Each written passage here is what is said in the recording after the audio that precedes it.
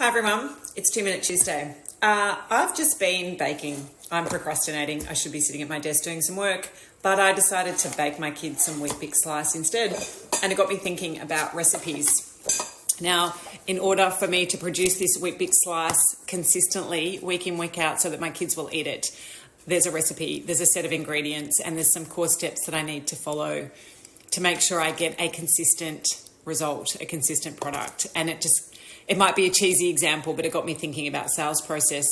I had a meeting with a potential client, a prospect yesterday. And one of the things we talked about was that they've got this national team of territory managers, and some of them understand selling, some of them don't.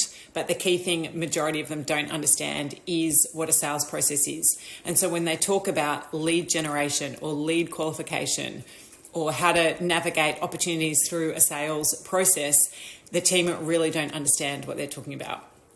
And a part of that is because they've never sat down as a group and actually looked at all the steps in their sales process. And a part of that involves, what are the ingredients for success, right? So when you win opportunities, what have you done?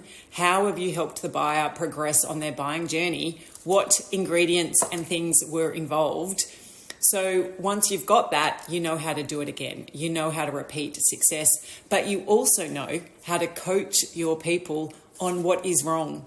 When we know what the ingredients are to make a great Weet-Bix slice, we know what's missing when it turns out wrong.